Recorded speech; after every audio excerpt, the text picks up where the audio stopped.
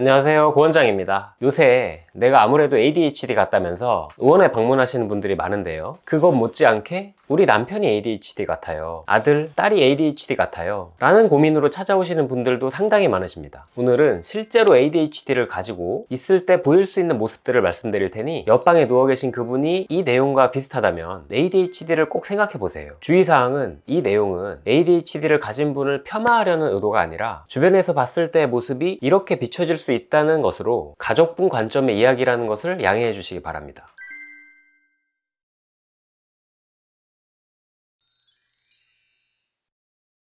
가족으로서 가장 힘든 부분은 화를 참지 못하고 버럭 내는 모습을 볼 때가 아닌가 싶습니다. 대상은 내가 되기도 하겠지만 사랑하는 자녀가 대상일 때는 더 견디기 어려워요. 제 진료에서도 아내분이 오셔서 남편 때문에 고민인데 화를 자주 크게 내고 폭력적이다, 특히 술을 마시고 오면 더 그렇다는 내용을 많이 듣게 됩니다. 싸울 때 막말을 하거나 의자를 집어던져서 부수거나 아내가 무서워서 방문을 잠그니 방문을 부순다, 목까지 졸렸다 라는 경우까지 듣고는 저도 깜짝 놀라고 걱정스러웠습니다. 실제로 이런 이야기를 먼저 듣고서 나중에 설득 끝에 내원하신 남편분을 만나 뵙고 차근차근 면담과 검사를 한 끝에 진단을 내리게 되는 경우도 덜어 있었어요. 당사자도 그러고 싶어서는 분명히 아닐 텐데 ADHD를 가지고 있으면 감정이나 충동에 브레이크가 잘 걸리지 않기 때문에 보통 사람들에 비해서 작은 일에도 폭발하거나 격렬한 행동으로 나오기가 더 쉽습니다. 브레이크를 걸기 어렵다는 연장선상에서 음식이나 술에 무절제한 모습을 보일 수도 있는데요, 식탐이 무척 강하다든지 한번 술을 마시면 중간에 끊기가 어렵고 끝장을 보는 경우도 자주 찾아볼 수 있죠. 앞서 브레이크를 걸기 어렵다는 이야기를 드렸는데 비슷한 맥락에서 가족들이 힘들 수 있는 부분이 욕구를 조절하기 어렵다는 것이에요. 우선 하고 싶다고 꽂힌 것에 대해서는 꼭 해야 되는 부분이 큽니다. 갑자기 생각이 났다며 몇 시간씩 밥을 안 먹고 청소에 몰두하시기도 하고요, 게임에 과몰입을 해서 밤을 새기도 하고요, 좋아하는 운동을 몇 시간씩 하다가 와서 뻗어버리기도 하고요, 갑자기 여행 계획을 세운다면서 금전사정이 어려운데도 무리하게 항공권과 숙박을 잡아두기도 하죠. 무언가 활동을 한다는 것은 좋은 일일지 몰라도 더 중요한 다른 일들이 미루어지고 있다는 점이 가족의 속을 타게 합니다. 또 문제가 되는 것이 수면욕과 성욕인데요, ADHD를 가진 분들의 수면에서 가장 자주 볼 수 있는 특징은 바로 낮에 미뤄두다가 뒤늦게 할 일을 하느라 또는 놀다가 늦은 시간에 잠에 들고 늦게 일어나는 모습이에요. 일어나기 어려워해서 알람을 몇 개씩 맞춰도 못 듣거나 끄고 다시 자는 바람에 제 시간에 일어나지 못해 하루의 시작이 어려운 편이 많아요. 예를 들어 아내가 전업주부로 집안일을 맡고 있다고 하면요, 오후까지도 침대에서 벗어나지 못하는 모습을 등지고 새벽부터 일하러 나가는 것이 남편 입장에서는 기운이 빠지는 일입니다. 또 지나치게 높은 성욕도 배우자를 힘들게 만들 수 있습니다. 어쩌다가 한 번씩은 즐거운 마음으로 할 수 있겠지만 매일매일이라면 관계 후와 다음날 일과들을 생각만 해도 피곤하고 지치죠. 아무리 맛있는 치킨도 매일 먹다 보면 물려버리잖아요. 음란물 중독이나 잦은 외도를 하는 경우처럼 성욕의 대상이 배우자가 아니게 될 때는 더 큰 문제가 될 수 있으니 주의해서 봐야겠습니다.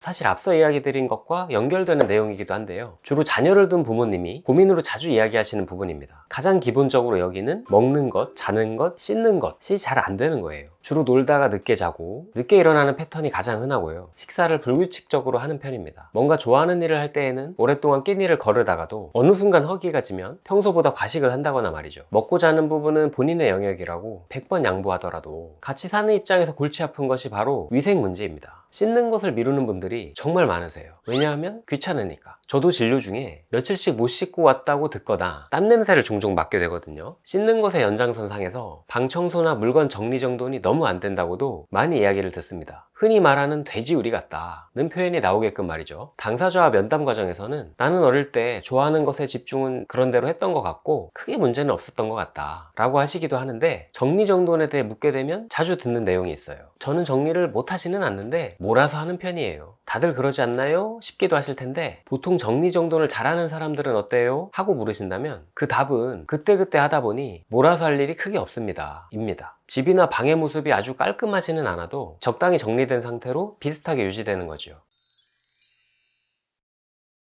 요새는 비단 ADHD를 가지고 있지 않은 분들도 스마트폰을 자주 하십니다만, ADHD를 가지고 있는 분들의 대부분은 마치 손에 자석이라도 붙은 것처럼 스마트폰을 자주 하시는 경우를 많이 보게 되죠. 한 번에 오래 하기도 하지만 핸드폰을 들었다 놨다 공부나 업무를 하는 중에도 자주 들춰보고 한동안 빠져 있다가 아차 싶어 다시 돌아오는 형태가 참 많아요. 최근 진료 중에는 이런 이야기를 들었어요. 저는 씻는 게 잘 안 되는 게 문제인데 왜 그러냐면 씻는 게 지루하거든요. 양치하고 나와서 핸드폰을 보다가, 세수하고 나와서 핸드폰을 보다가, 머리 말리면서도 보다가 결국에는 늦게 겨우겨우 준비해서 나오게 돼요 라고 해요. 폰으로 어떤 컨텐츠를 보는지도 중요한데요, 폰으로 일이나 생산적인 활동을 하는 것보다는 주로 여가 목적이 많습니다. 모바일 게임에 빠져 있거나 자주 쇼핑을 하거나 유튜브, 넷플릭스를 보고 SNS를 많이 하시는 패턴이죠. 이 부분은 스마트폰 중독에 대한 제 지난 영상을 참고해 보시는 것도 도움이 되실 것 같습니다.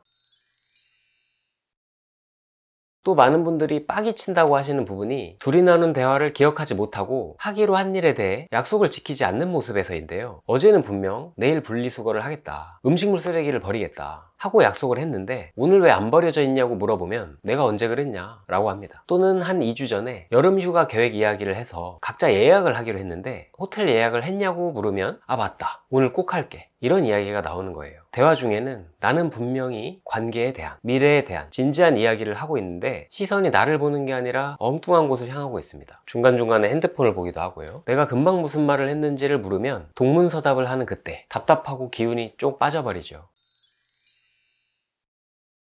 가족이란 금전적으로도 운명 공동체죠. 나는 나름 맡긴다고 알뜰살뜰 하고 있는데 계좌 현황은 나아질 기미가 보이지 않습니다. 이때 사랑하는 우리 자기야에게 어디다가 돈을 썼냐 고 물으면 대답이 이렇게 돌아옵니다. 스트레스 받을 때마다 야식을 먹느라 돈을 많이 썼고, 모바일 게임에 템을 맞추느라 몇만원 현질을 했다, 옷이 예뻐 보여서 몇십만원 주문해놨고, 마침 세일이다, 1+1이다 해서 먹어보지 않은 과자며 음료수를 몇 박스 주문했다고 하는 거죠. 카드값으로 대충 얼마가 나가는지도 모르고 있고요. 듣고 있는 입장에서는 한숨이 나올 때가 많습니다. 분명히 열심히 살고 있는 것 같은데 남는 게 없는 것이 착각이 아니었죠.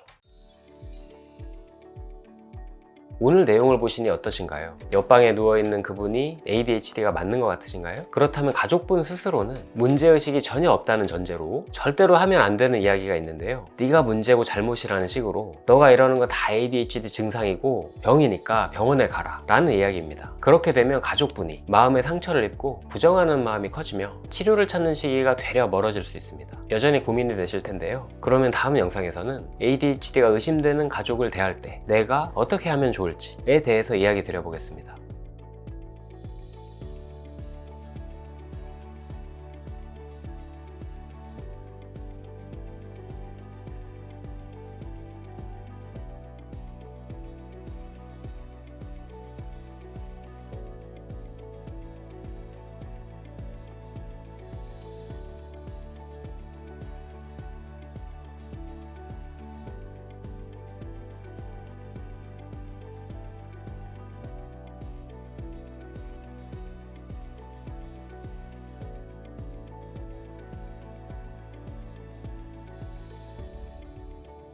영상이 도움이 되셨다면 구독과 좋아요 부탁드립니다. 오늘도 평안한 마음으로 쉬어가시고 그럼 다음 영상에서 또 만나요.